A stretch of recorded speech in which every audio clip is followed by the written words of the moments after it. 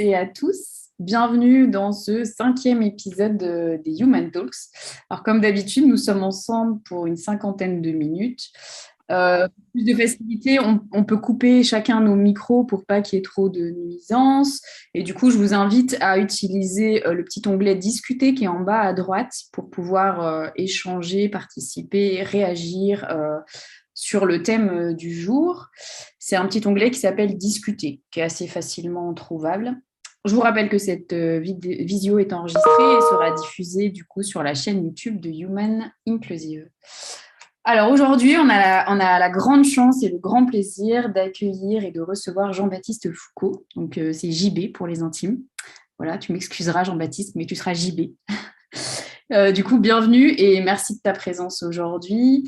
Pour te présenter très rapidement en quelques mots, alors c'est selon ma vision, hein, mais tu es selon moi le juste équilibre entre la douceur et la détermination. Je pense que tu as une vraie écoute attentive et surtout une énorme capacité à créer une relation de confiance. JB, pour rappeler rapidement ta carrière, à la base, tu as été directeur technique dans le mobilier et la fabrication de lunettes. Tu as fait 22 ans de PME à des postes de manager et de cadre parce que tu es issu d'une formation d'ingénieur. Et en 2014, tu as changé de vie, tu as décidé de donner une nouvelle orientation à ta carrière après avoir notamment découvert des outils de connaissance de toi, de soi et des autres. Et tu as créé une société qui s'appelle Kérosis. Et j'adore ce nom parce que ça vient du grec kéros, qui est, alors tu me corrigeras si je me trompe, hein, c'est le temps opportun, le temps essentiel. Donc aujourd'hui, le Human Talks du jour, c'est le temps essentiel pour vous. Voilà.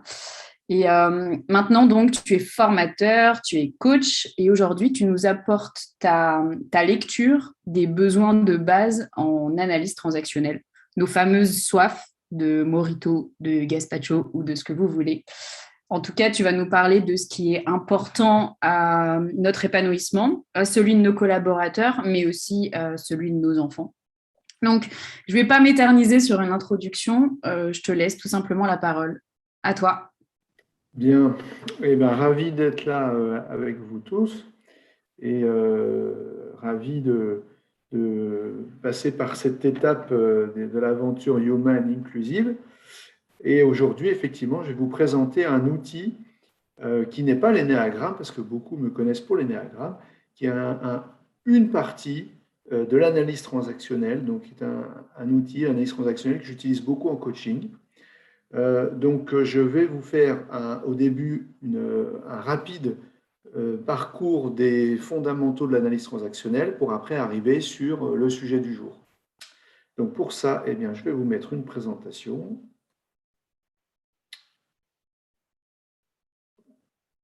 Voilà.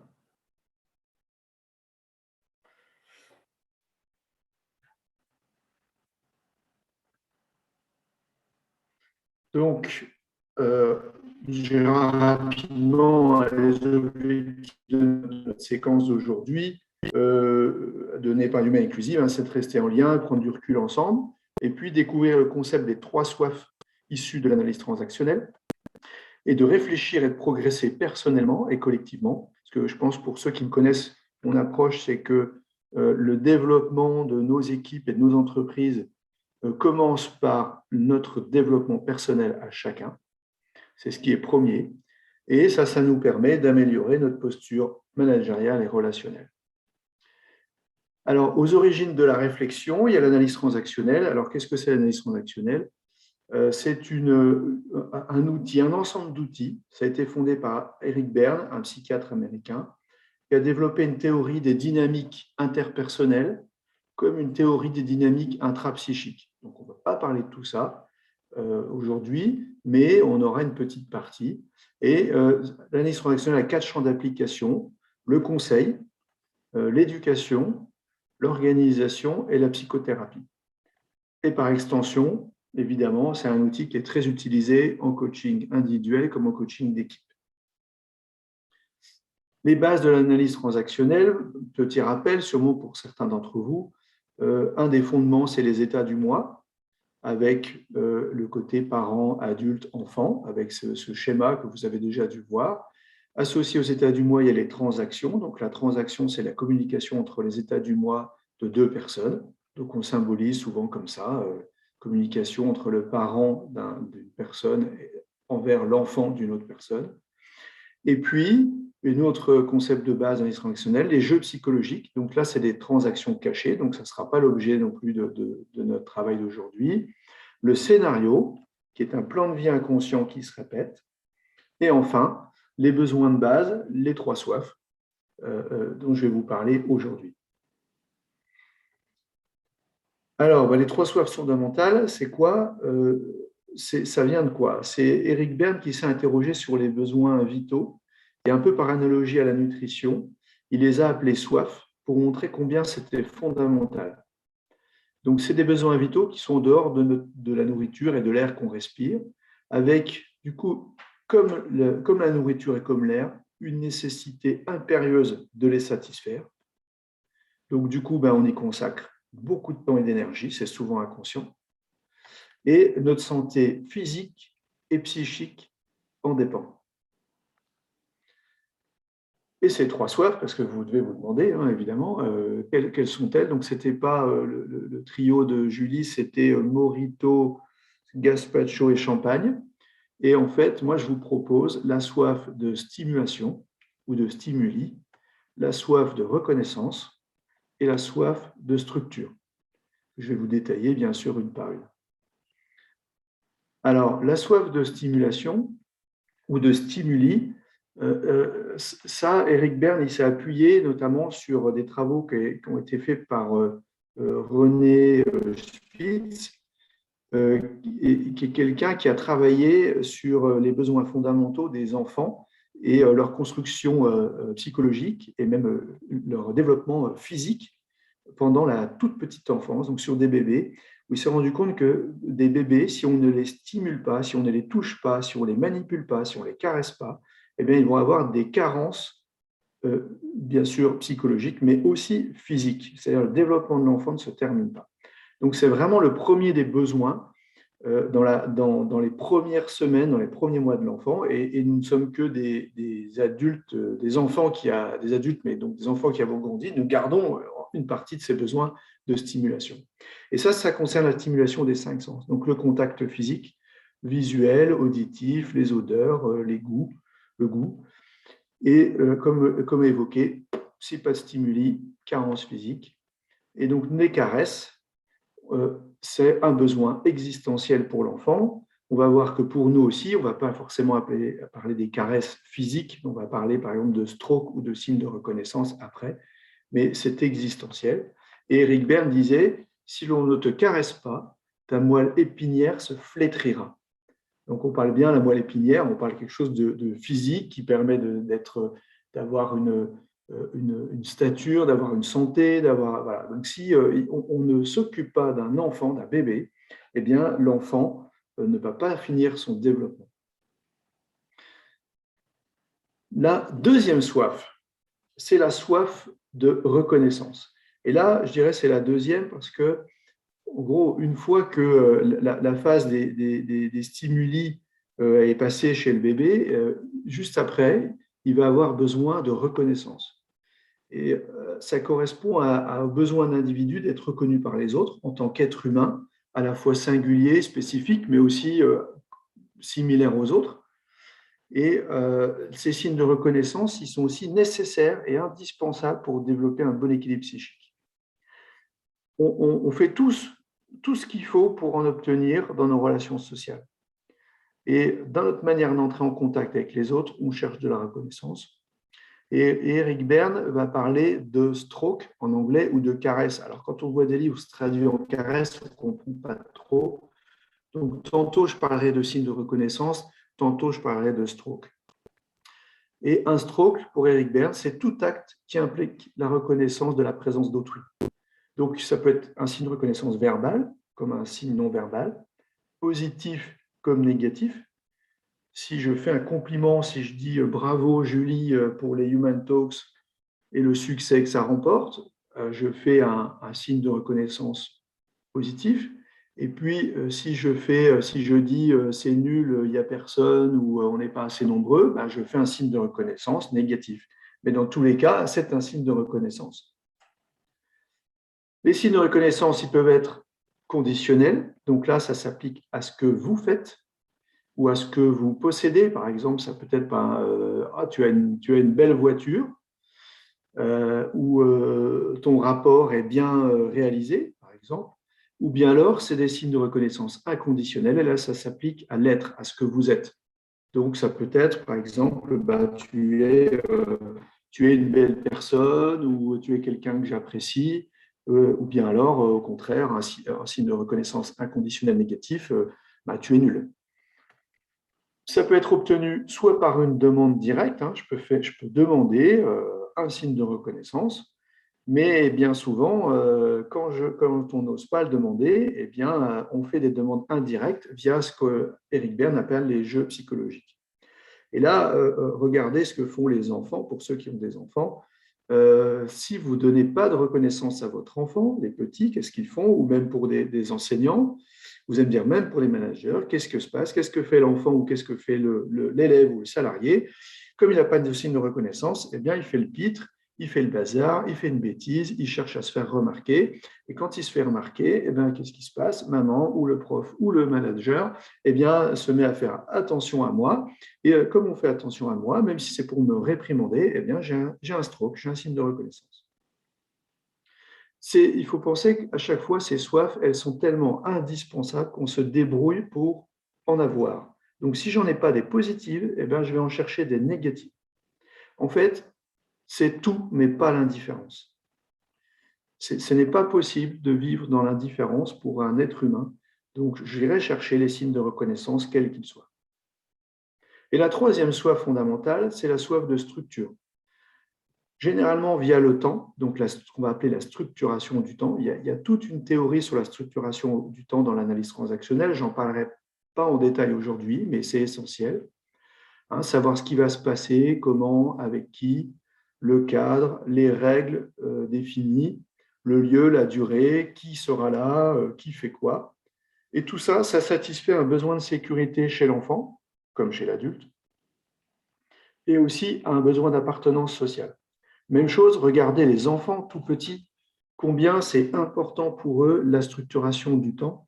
Quand ils rentrent à l'école, qu'on leur explique, ils font des fresques où ils mettent le lundi, le matin, c'est l'activité dessin. L'après-midi, on commence par la sieste. Après, on fait une activité dans la cour de récréation. Après, il y a une activité de lecture, par exemple.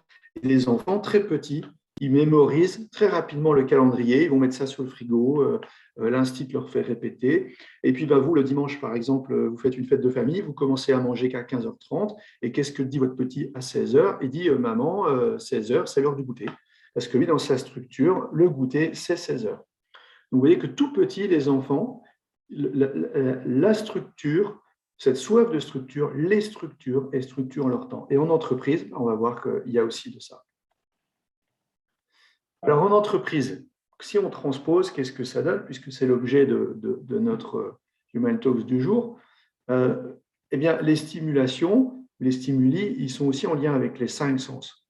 S'il y a un manque de stimulation dans une entreprise, on va avoir une ambiance froide. Donc, qu'est-ce que ça va être? C'est stimuli en lien avec les 5 sens. Ça peut être des sourires, ça peut être une petite tape sur l'épaule, ça peut être un collègue qui dit bonjour en touchant l'épaule de son collègue. Ça peut être l'odeur des croissants chauds le matin quand vous arrivez au bureau, l'ambiance des lieux. S'il n'y a pas toutes ces petites doses-là de stimulation, de stimuli, ça va être froid. Donc, on verra, est-ce qu'on peut les provoquer artificiellement, naturellement, ce n'est pas aisé, mais dans tous les cas, c'est essentiel. Et puis, il y a les stimulations aussi en lien avec l'activité. Si vous ne stimulez pas vos équipes, vous allez créer de l'ennui. Ils vont chercher à se stimuler entre eux, à trouver des occupations, des passe-temps. Donc, c'est essentiel d'amener de la stimulation avec de la nouveauté, avec des activités. J'avais l'exemple, il n'est pas là ce directeur, mais que vous connaissez, qui pendant le confinement faisait faire des gâteaux par ses équipes pour servir au buffet du petit-déj le lendemain matin, ben là, on est clairement sur de la stimulation d'équipe, de stimulation physique, puisqu'on va toucher de la matière, des éléments, il va y avoir la bonne odeur dans l'hôtel, vous créez une histoire, enfin voilà. Là, c'est une manière de créer de la motivation par la stimulation. Et à contrario, un manager qui stimulerait trop avec trop d'activités, trop de stimulation, eh bien, il risquerait de créer un manque d'autonomie et d'initiative dans ses équipes. Donc, tout est affaire d'équilibre. Et la soif de reconnaissance en entreprise. Là, il faut être clair, toute personne qui travaille le fait pour obtenir de la reconnaissance. Alors, le plus souvent, quand quelqu'un a bien fait son travail, on considère que c'est normal et la première des reconnaissances, eh bien, c'est son salaire, reconnaissance financière. C'est normal, tu as bossé, tu touches ta paye à la fin du mois, donc je ne vois pas pourquoi je te féliciterais pour ton activité ou pour ce que tu as fait. Généralement, on s'arrête là avec un manque de signes de reconnaissance positive. Mais tous, autant qu'on est, on travaille pour obtenir de la reconnaissance, surtout dans vos métiers de l'hôtellerie, magnifique métier rempli de reconnaissance, puisque vous avez une reconnaissance de vos clients quasi au quotidien, et y compris quand vous avez une reconnaissance négative, je dirais, eh ben, ça vous stimule aussi, parce que ça vous stimule pour trouver des moyens d'amélioration, pour vous remettre en cause, pour changer des choses, pour améliorer. Donc, les signes de reconnaissance, positifs comme négatifs, sont très, très présents dans votre métier. Mais entre nous, dans les équipes, et de la part, et nous, en tant que manager, on a peut-être une difficulté ou une économie de signes de reconnaissance envers nos collaborateurs. Si on ne le fait pas, si on n'a pas assez, s'il y a cette économie de signes de reconnaissance, eh bien, il y a une mise en place des jeux psychologiques qui automatiques. Il faut penser que comme c'est fondamental, comme boire et manger, eh bien, si vous ne donnez pas les signes de reconnaissance, vos salariés, ils vont mettre en place des jeux psychologiques. Donc, c'est quoi les jeux psychologiques ? C'est la personne à laquelle vous ne prêtez pas d'attention et puis qui va venir en retard au briefing du lundi. Donc ça, c'est une manière de se faire remarquer, une manière de mettre en place un jeu. C'est quelqu'un qui lance un conflit, c'est quelqu'un qui fait des histoires, c'est quelqu'un qui peut créer des petites tensions dans l'équipe ou qui va raconter des choses sur quelqu'un d'autre. Dans tous les cas, quand quelqu'un fait ça, eh bien, voyez ça comme un signal d'alerte. Il y a des besoins de reconnaissance qui ne sont pas couverts, donc la personne, elle met en place des jeux psychologiques. Alors attention à ne pas rentrer dans les jeux, parce que c'est très facile d'y rentrer, de se laisser embarquer. On le fait tous, donc point de vigilance aussi. Et puis, appliquez-vous à donner des signes de reconnaissance positifs. Donc, vous voyez que si les jeux psychologiques, je les vois comme une alerte, plutôt comme quelque chose qui vient tout le temps perturber, l'alerte, je vais en faire quelque chose pour changer ma posture managériale et amener des signes de reconnaissance à mes équipes. La soif de structure en équipe, travailler, ça répond aussi à l'évidence à un besoin de structure. Si les structurations du temps, les structurations sociales, tout ce qui est cadre, règles, organisation, la planification du temps, qui fait quoi, les rôles, les missions, y compris aussi la structuration de l'espace avec un environnement clair, avec des frontières entre les espaces. Tout ça, ça satisfait un besoin de sécurité, ça satisfait un besoin d'équilibre. Et si vous ne mettez pas assez de structure, les employés peuvent être perdus. Regardez le mirage de l'entreprise libérée. On connaît des gens qui ont mis en place l'entreprise libérée et on en connaît beaucoup aussi qui en sont revenus parce que qu'est-ce qui se passe si vous mettez en place une organisation avec peu de structure où vous laissez les gens se structurer, qu'est-ce qu'ils font ? Ils mettent eux-mêmes la structure. Et vous voyez des gens qui continuent à faire des horaires hyper fixes, qui continuent à faire toujours de la même chose parce qu'en fait, ils ont un besoin de structure fort. Et on voit les dirigeants qui passent de l'entreprise libérée à une entreprise semi-libérée où ils remettent de la structure, ils remettent du cadre parce que c'est un besoin essentiel. Pareil sur les espaces, regardez la structuration de l'espace, on en revient, les open space.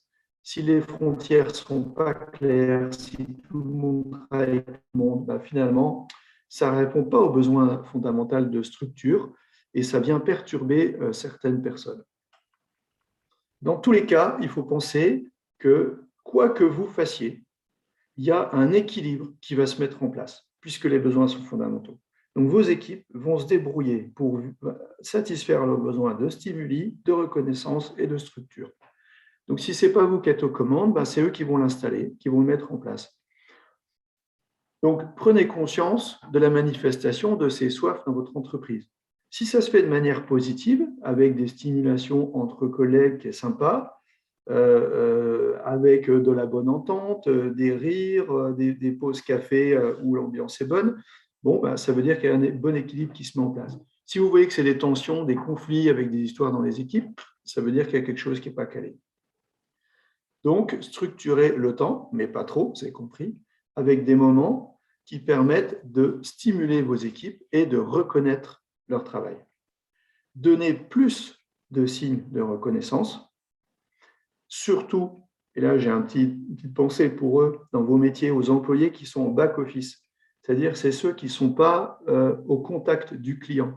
Je pense aux gens qui sont dans les cuisines, au sous-sol, je pense aux gens qui font le nettoyage, des gens qui n'ont pas le sourire du client, qui n'ont pas le merci, qui n'ont pas la satisfaction et ils ne sont pas nourris de signes de reconnaissance par les clients. Donc, c'est à vous, managers, d'avoir une attention particulière pour les employés en back-office.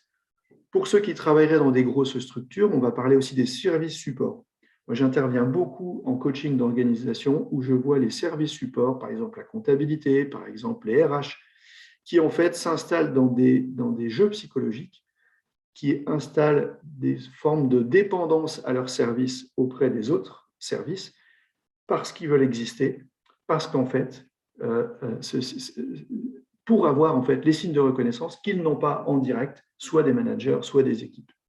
Donc, les services supports ou les employés en back-office sont souvent plus en mal de signes de reconnaissance dans une équipe que la personne qui est à l'accueil, à la réception, ou que le chef de cuisine qui fait le tour en fin de service. Et aussi, attention, parce que chaque individu n'a pas les mêmes besoins en termes de signes de reconnaissance. Pour ceux qui connaissent l'énéagramme, vous voyez bien que d'un profil à l'autre, il n'y a pas besoin des mêmes signes de reconnaissance.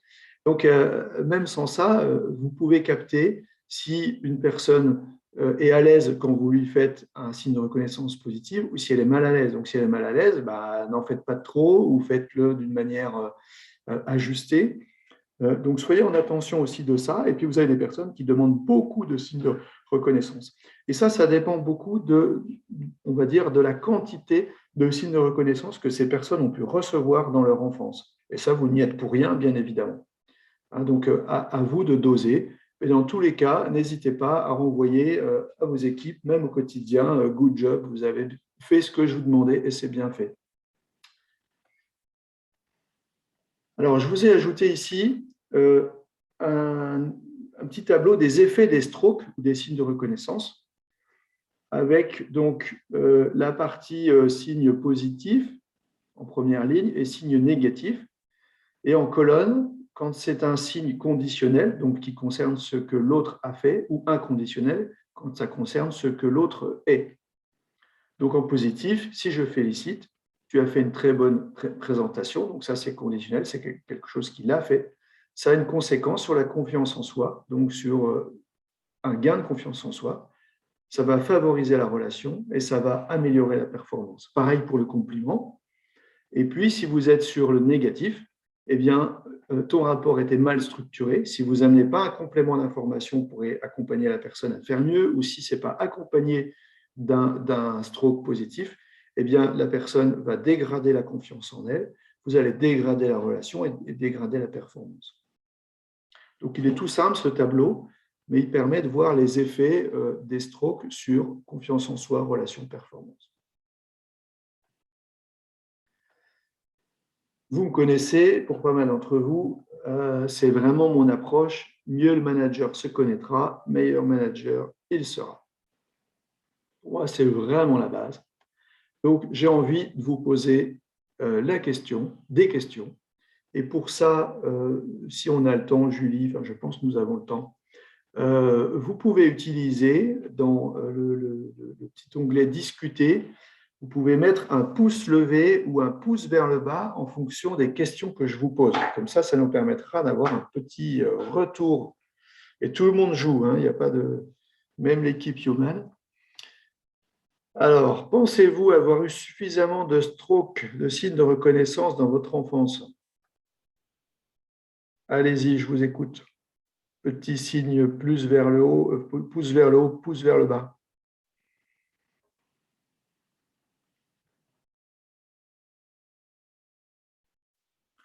Pourquoi cette question? Parce que vous n'avez pas choisi les trottoirs de Paris ou d'Alger pour apprendre à marcher.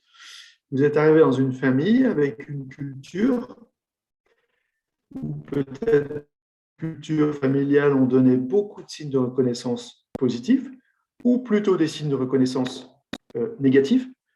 Mais dans tous les cas, l'enfant a plutôt l'impression, en grandissant, qu'il n'en a pas eu assez. Donc, quand je n'ai pas eu assez de signes de reconnaissance dans mon enfance, eh bien, j'ai tendance à aller en rechercher auprès des adultes dans la vie sociale et professionnelle. Si j'ai eu des signes de reconnaissance plutôt négatifs, puisqu'on a vu que ça me permettait quand même de satisfaire ce besoin, eh bien, je vais continuer à aller chercher des signes de reconnaissance négatifs. Regardez, vous avez des gens autour de vous qui font ça. Mais dans tous les cas, vous pouvez vous poser cette question. C'est un élément de connaissance de soi. Est-ce que j'ai eu suffisamment de strokes? Est-ce que j'en ai plutôt reçu des positifs et des négatifs? Donc, je ne vois pas vos réponses, mais j'imagine que vous répondez. Est-ce que vous savez demander les strokes que vous appréciez? Déjà, on pourrait déjà se demander, est-ce que vous savez quels strokes, quels signes de reconnaissance vous nourrissent? Et du coup, est-ce que vous allez les demander? Par exemple, je peux avoir besoin qu'on me dise bonjour le matin, ou qu'on me fasse un sourire, ou qu'il y ait un échange chaleureux en arrivant. Eh bien, si vous avez besoin de ça, est-ce que vous le formulez à vos équipes? J'ai besoin d'un contact le matin avant de travailler ensemble, par exemple. J'ai besoin que tu me dises quand mon travail est fait correctement ou quand il y a besoin d'améliorer. Vous rendez un travail, on ne vous dit rien, par exemple. Ça, c'est quelque chose qui n'est pas agréable si vous avez besoin de ce stroke-là. Donc, est-ce que vous savez demander les strokes que vous appréciez? Ça, c'est aussi une question importante. Et est-ce que vous savez donner des strokes? Est-ce que vous donnez plutôt des strokes positifs ou négatifs? Est-ce que c'est facile pour vous de faire des compliments? Ou est-ce que c'est plus facile pour vous de faire des critiques? Je sais, vous allez me dire des critiques constructives. Voilà. Est-ce que j'ai un équilibre dans mes strokes positifs, négatifs ou constructifs? Et enfin, est-ce que vous savez recevoir les strokes ou est-ce que vous avez tendance à les refuser? Alors, quand c'est des strokes positifs, est-ce que vous savez recevoir les strokes positifs ou est-ce que des fois vous les refusez? Donc, refuser un stroke positif, c'est par exemple dire à Julie, tes bigoudis sont vraiment jolis aujourd'hui. Et si je lui dis, ah oui, mais non, ils sont pas terribles parce que je les ai mis de travers. Voilà. En fait, je vais me dévaloriser. Je reçois le stroke positif et je me dévalorise. Donc, finalement, je ne sais pas le recevoir, le compliment. Et puis, pareil, est-ce que vous savez refuser un stroke négatif? Par exemple, on vous fait un stroke négatif, est-ce que vous le prenez ou est-ce que vous pouvez dire non, ça, je ne prends pas?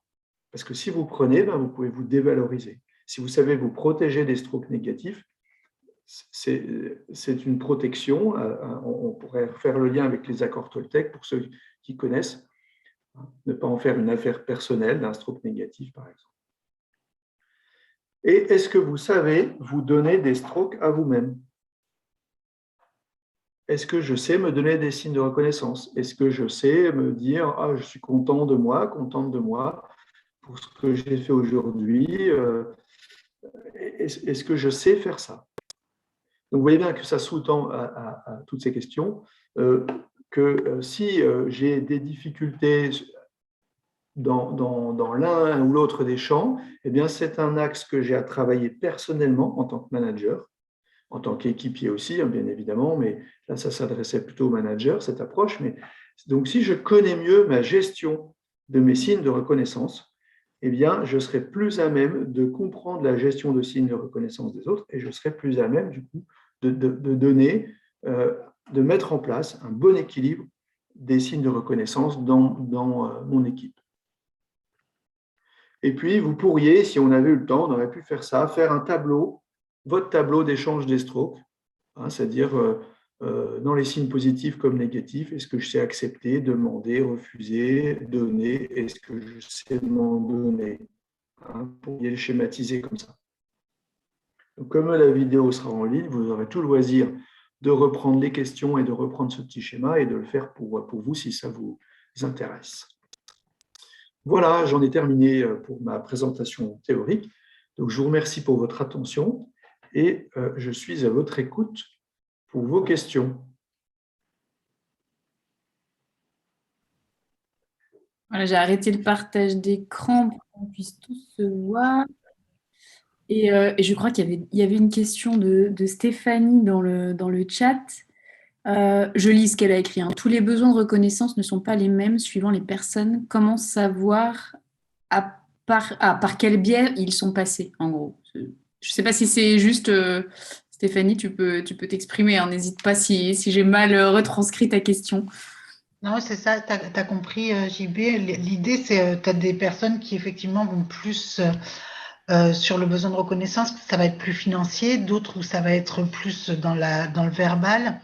Et il y a des fois, on se plante, où on va donner une prime à quelqu'un alors que c'est pas ça qu'il attendait finalement. Oui, oui. Alors il y a beaucoup d'études qui ont montré, si tu vas sur ce sujet-là, qu'en fait, la signe de reconnaissance par le salaire, par la prime, tout ça, ça a un effet très très court dans le temps. Donc, dans tous les cas, tu peux reconnaître le travail fait par le salaire. Ça me semble, tout travail mérite salaire. Mais ce n'est pas ça qui va créer et entretenir la motivation de tes équipiers. Et effectivement, tu as raison, c'est que certaines personnes vont avoir besoin, par exemple, d'un regard, d'un sourire, et d'autres vont avoir besoin de paroles, de félicitations, d'encouragement. Donc, c'est à vous d'être en attention de ça. C'est à vous de repérer ça. Il n'y a pas de théorie là-dessus et ça appartient à chacun. Est-ce que j'ai reçu des paroles valorisantes quand j'étais petit? Du coup, est-ce que je suis habitué à ça, j'en ai besoin, j'en réclame? Ou est-ce que j'ai eu un déficit de paroles valorisantes? Donc, du coup, si j'ai eu un déficit, ok, j'en ai besoin, mais je ne sais pas les recevoir.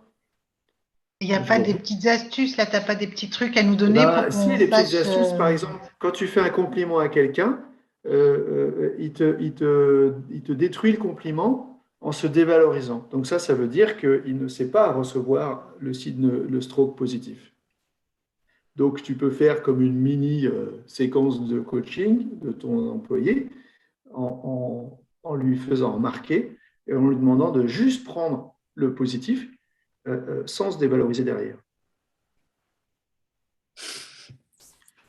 Une autre question? Alors, je vois que vous aviez bien répondu à chaque fois à mes questions. Alors, comme je n'ai pas vu au fur et à mesure. Mais... OK, donc on voit, on n'est pas tous égaux hein, sur la gestion des signes de reconnaissance. Il y a des pouces vers le haut, des pouces vers le bas. OK, donc une autre question? Moi, j'en avais une, Jean-Baptiste. C'était surtout concernant le besoin de structure. Du coup, tu as mis en évidence le fait qu'on pouvait en mettre trop ou pas assez. Mais ça rejoint un peu la réflexion de Stéphanie, c'est comment trouver le juste milieu, tu vois. Et surtout, si ça dépend des gens qu'on a en face, comment quand on est manager dans une structure, quand on manage des équipes, comment on arrive à structurer ni trop ni pas assez pour répondre aux besoins de chacun. C'est un peu une équation difficile, non? Oui, alors déjà, ça commence par bien connaître toi, ton besoin de structure et de savoir si tu es plutôt quelqu'un qui aurait tendance à trop structurer ou à pas assez structurer.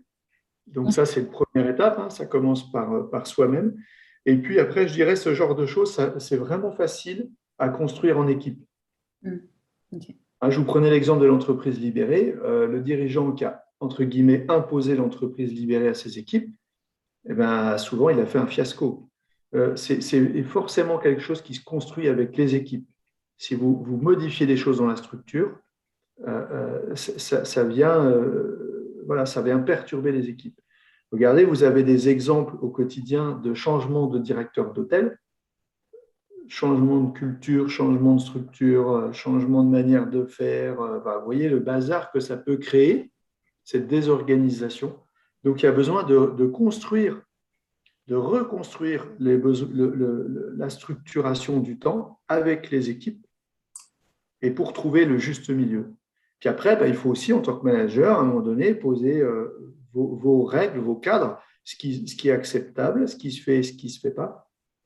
Hein, je prends l'exemple, je sais pas, d'un hôtel où il y a des pauses clopes ou des pauses café toutes les heures. On change de directeur et le directeur qui arrive, pour lui, c'est une pause café ou clope dans la matinée et une pause café ou clope dans l'après-midi. S'il n'amène pas ça avec l'assentiment des équipes, il va créer l'impression d'un signe de reconnaissance négatif. Donc, il va créer la mise en place de jeux psychologiques, de gens qui vont un peu se rebeller, qui vont fumer dans leur coin, qui vont râler après le nouveau directeur. Donc, ça veut dire que ça, pour moi, ça se construit avec l'équipe, ce besoin de structure. Tu peux nous en dire un peu plus sur les jeux psychologiques, parce que tu en as parlé à plusieurs reprises, mais moi, je ne connais pas trop ce truc-là. Alors, on pourrait faire un Human Talks complet là-dessus. Hein. Pas forcément moi, parce qu'il y a des spécialistes de l'analyse transactionnelle. Moi, je ne suis pas un grand spécialiste. Mais ce qu'on appelle le jeu psychologique, c'est toutes les transactions, tous les échanges qui se passent entre des personnes et qui sont plus ou moins conscients et qui visent à créer des signes de reconnaissance ça peut être à travers des conflits, à travers des petits pics qu'on envoie à la personne, à travers l'humour, à travers des jeux un peu, pas de manipulation, mais tu vois, des jeux où en fait on va raconter quelque chose sur quelqu'un d'autre. Hein, quand on va dans les passe-temps, en fait, il peut y avoir des petits rituels aussi qui se mettent en place, qui sont inconscients, qui font que les gens, entre eux, se créent de la reconnaissance. En fait, c'est comme des enfants qui jouent de manière inconsciente. On joue à la relation parce que les conditions d'une relation apaisée ne sont pas créées. Et ça, vous en voyez partout en entreprise. Vous en avez aussi évidemment dans les couples, vous en avez entre les parents et les enfants. Hein, comme ce que j'expliquais tout à l'heure, quand un enfant fait une bêtise pour réclamer de l'affection, qu'est-ce que fait la maman? Au lieu de lui donner un bisou, en fait, elle va donner une tape à son enfant. Quand j'ai un chien, il fait la même chose. Hein. Il bouffe un steak sur le plan de travail, je le gronde et il remue la queue. Il est content parce que je fais attention à lui en le grondant. Vous voyez? Donc ça peut être ça, c'est ça les jeux psychologiques. C'est une démarche inconsciente qui vise à obtenir de l'attention. Ok. Donc Eric Berne, il les a classés, il y a différentes catégories, les décrits, tout ça. Donc voilà, je ne vais pas le faire là, ça serait trop long. Ouais. C'est quoi, JB? C'est l'histoire du persécuteur, du sauveur et de la victime. Ça aussi, on pourra aller voir le triangle de Cartman avec les trois étapes, persécuteur, sauveur et puis victime, tout à fait. Victime. Tout à fait. Alors, justement, moi j'ai une question à titre personnel. Alors bon, pour ceux qui me connaissent, forcément, ils vont voir d'où je veux en venir. Moi, mon boulot, c'est de gérer une trentaine de directeurs à distance. Et donc, pour envoyer des signes de reconnaissance parfois, c'est pas si simple. Donc, toi, tu dis il faut stimuler. Donc, stimuler, ça peut se faire. Moi, comment je fais? C'est plutôt te dire, enfin, c'est difficile à répondre, j'imagine, mais moi, comment je fais? Ça peut même être des fois un SMS, un WhatsApp, une photo, un petit mail, même à une heure improbable. Bref, je me dis qu'il vaut mieux faire ça que rien du tout, silence radio, avec… bon, est-ce que ça, tu penses que ça va dans le bon sens ou oui. Bon. Oui, ça va dans le bon sens dans tous les cas, puisque tu envoies un stroke, tu envoies un signe de reconnaissance. Mais c'est bien que tu évoques ça parce que pourquoi j'en suis venu à parler de ces trois soifs, c'est dans le contexte du Covid. Qu'est-ce qu'on a vécu? Regardez ce qu'on a vécu. on s'est retrouvés en télétravail. Alors vous, dans les hôtels, c'était un peu particulier, mais pour beaucoup de nos concitoyens et même du monde, on s'est retrouvés sans stimuli physique, hein, c'est-à-dire plus de contact physique, plus que du contact visio. Alors là, on se voit, on peut hocher de la tête, on peut faire un sourire, donc il y a quand même la stimulation physique. Mais quand vous avez ces visios à 30 personnes, on doit couper les caméras, stimulation physique zéro. Le petit sourire du matin, le petit croissant, la petite tape sur le dos, le petit câlin entre collègues, tout ça, il n'y a plus. Signe de reconnaissance, ben pareil, hein, économie de signes de reconnaissance pendant la période de Covid. Et puis, un bouleversement complet des structures, avec la structure professionnelle qui s'est mélangée avec la structure privée, où là, plus de frontières entre le boulot, la maison, les enfants, le couple. Pareil, hein, plus de frontières entre la structure couple et la structure parentale, puisque on fait l'école à la maison tout en travaillant. Donc tout ça, il faut bien penser que ces trois soifs-là, elles ont été fortement perturbées par la période qu'on vient de traverser, donc plus ou moins selon les personnes. Et comme c'est des besoins qui sont fondamentaux, qui sont vraiment ancrés fortement en nous, eh bien, ça crée des souffrances psychologiques. Et c'est ce qui fait qu'aujourd'hui, on a des gens qui consultent, des psys, et qui a ce besoin d'accompagnement, ce besoin de soutien et un besoin accru, du coup, de signes de reconnaissance. Je pense que vous avez dû le voir pour ceux qui ont repris leurs hôtels avec les équipes. Il y a eu un besoin de retrouver un équilibre. Déjà, l'équilibre a été compliqué à retrouver, mais il y avait un besoin fort d'être à nouveau reconnu socialement, reconnu par ses collègues. On avait déshabitué à la reconnaissance interpersonnelle était déshabituée. Donc, c'est dans ce contexte-là, en fait, que j'ai proposé cette réflexion à des personnes que j'accompagnais ou des dirigeants. Donc, soyez en attention de ces trois soifs dans vos équipes quand elles reprennent le travail.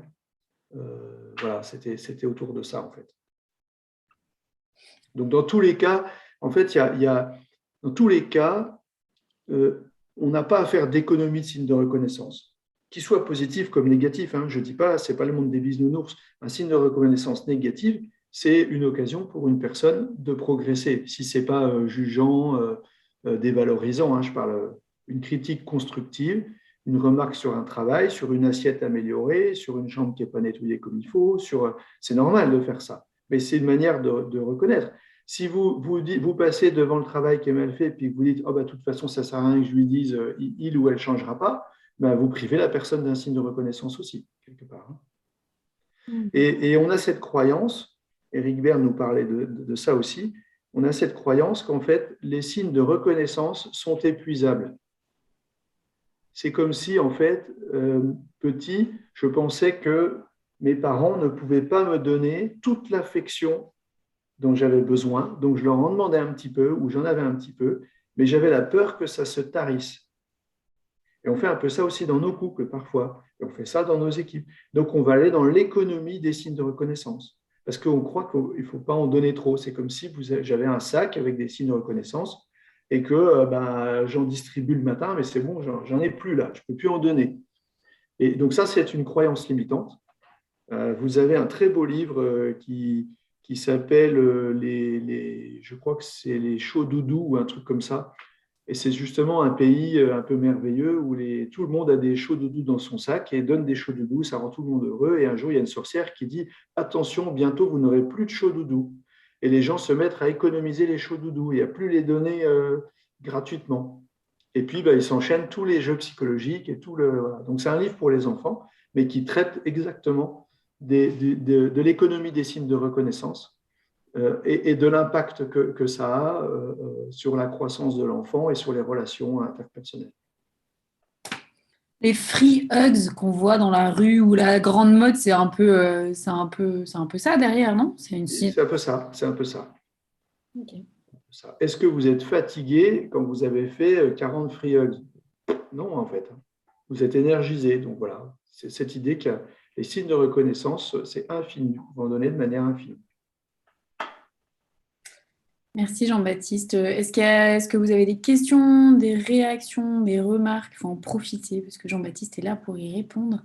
N'hésitez pas. C'est vrai que c'est un sujet qui est un peu sans fond. Enfin, moi, j'ai le sentiment que c'est un sujet sans fond parce qu'au final, ça soulève beaucoup de choses et en fait, tu dis que ça s'applique à tout le monde et en fait, moi, je me rends compte que dans mon quotidien, il y a forcément des jeux psychologiques avec mes enfants et il y a forcément ces besoins de reconnaissance avec les gens avec qui je travaille, etc. Donc, c'est vrai que ça peut faire, c'est des sujets sans fond, selon moi.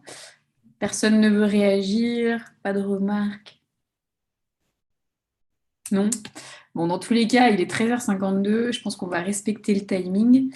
Et je laisse du coup Pascal conclure ce 5e épisode des Human Talks. Pascal, c'est à toi. D'accord, merci beaucoup. Bah, écoutez, en tout cas, moi, j'ai trouvé que c'était très concret, Jean-Baptiste, parce qu'arriver en 50 minutes à nous faire, c'est même plus dégrossir. Je dis, ça donne envie d'aller plus loin. Moi, l'analyse transactionnelle, j'en entends souvent parler, mais je n'ai jamais été formé.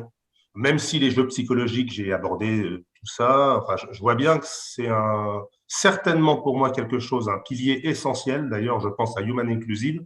Pour moi, c'est essentiel pour un manager d'équipe d'être formé à l'analyse transactionnelle parce qu'on voit bien les implications derrière que ça peut avoir. Donc ça, c'est pour nous, Julie, quelque chose qu'il faut qu'on intègre et on en reparlera avec Jean-Baptiste. D'ailleurs, Mais la bonne nouvelle, Pascal, c'est que dans l'équipe des formateurs Human Inclusive, vous avez une personne qui est formée et spécialiste de l'analyse transactionnelle et qui est Patricia Nicolas.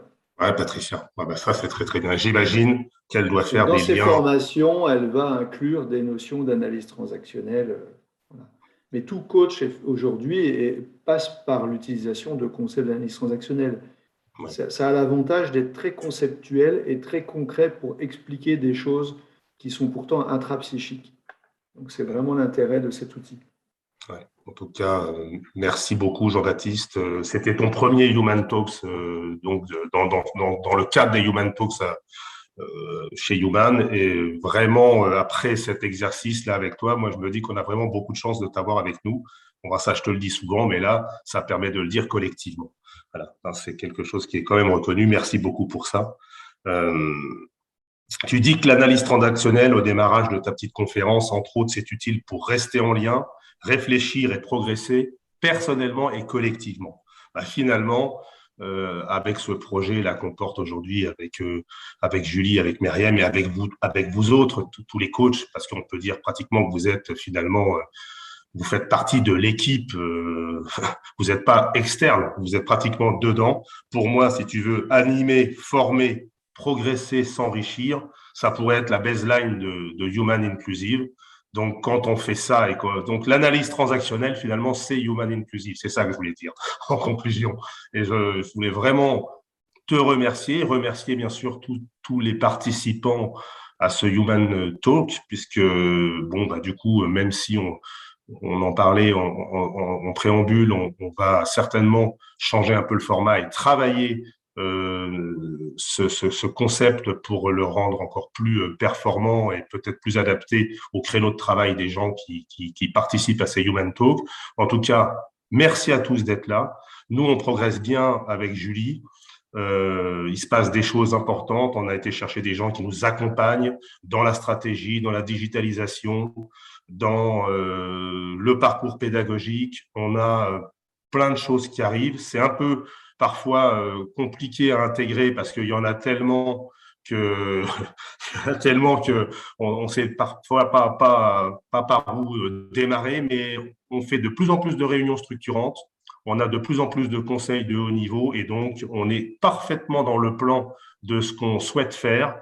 Et à la fin de l'année, je pense qu'on aura une bonne architecture qui nous permettra d'aller beaucoup plus loin et beaucoup plus fort sur 2022. Ça, je voulais le partager avec vous parce que je ne suis pas à tous les Human Talk.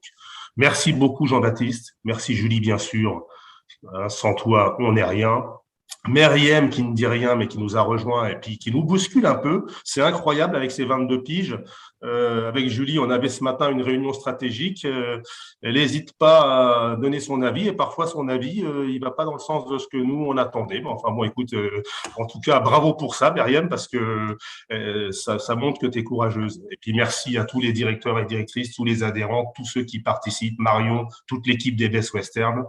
Je vois Ifé pour la première fois en images. Donc, merci aussi à toi d'être venu.